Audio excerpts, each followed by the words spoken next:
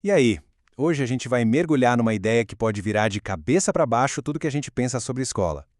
A provocação vem de Murray Rothbard e do seu livro Educação Livre e Obrigatória. Prepare-se, porque vamos questionar se a educação deveria ser uma obrigação do Estado ou uma escolha totalmente individual. Para começar, uma pergunta que parece simples, mas não é. Quando a gente ouve a palavra educação, qual é a primeira imagem que vem à mente? Provavelmente uma sala de aula, né? Mas e se o verdadeiro aprendizado acontecesse em todos os outros lugares? É exatamente essa faísca que o Rothbard acende na nossa cabeça.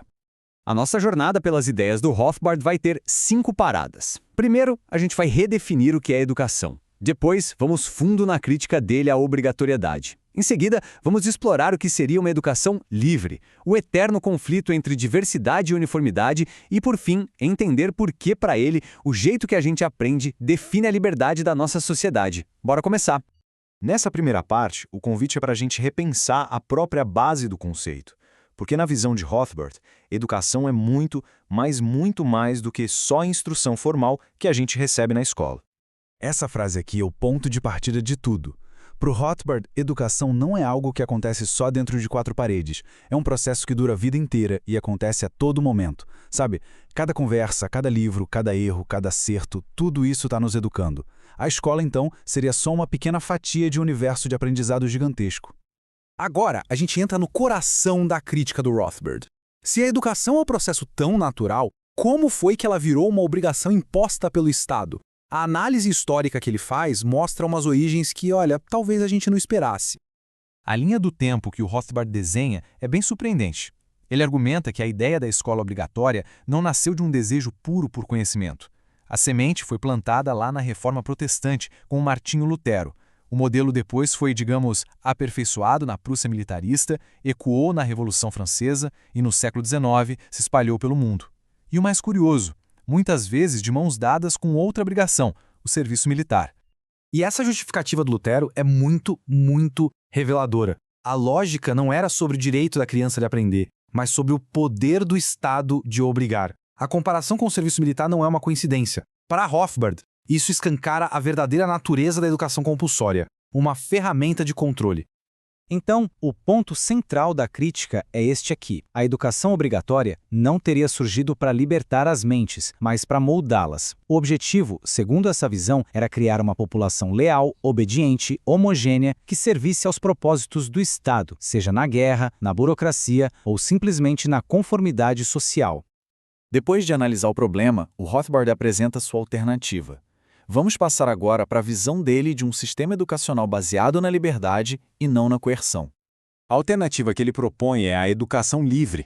Nesse modelo, a responsabilidade pela educação volta para onde deveria estar, nas mãos dos pais e dos próprios indivíduos. Em vez de um sistema padronizado, a instrução se torna uma escolha pessoal, adaptada aos talentos, às curiosidades e ao ritmo de cada um.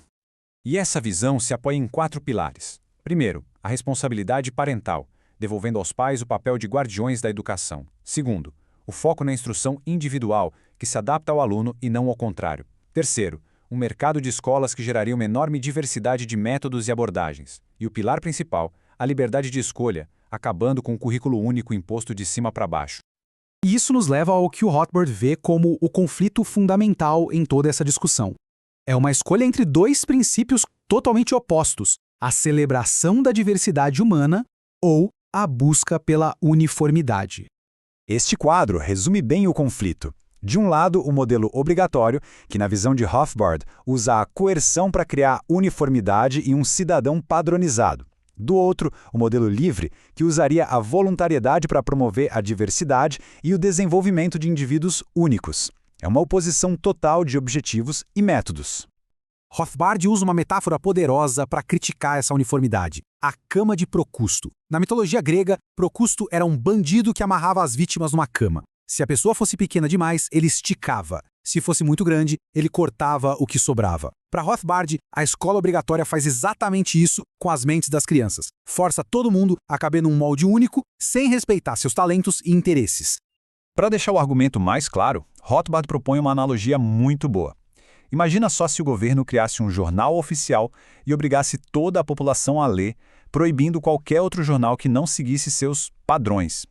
A maioria de nós acharia isso um absurdo, uma violação clara da liberdade de expressão e de imprensa, certo? E a pergunta que vem em seguida é inevitável.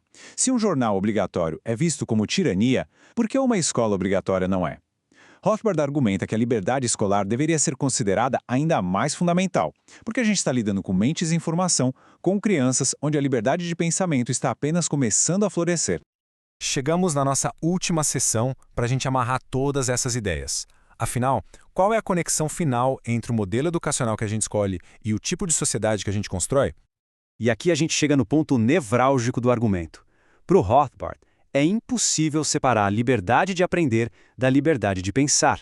Um sistema que controla o aprendizado, inevitavelmente, vai controlar o pensamento. Por isso, a verdadeira base para uma sociedade de indivíduos livres seria garantir a liberdade de cada um buscar conhecimento, seguir a própria curiosidade e formar seu próprio raciocínio. No fim, a questão que Rothbard nos deixa é esta: qual é o verdadeiro propósito da educação? É servir ao Estado, moldando cidadãos uniformes? Ou é libertar o indivíduo, permitindo que cada potencial humano floresça do seu jeito único? A resposta que cada um de nós dá a essa pergunta pode definir não apenas o futuro da educação, mas o futuro da própria liberdade.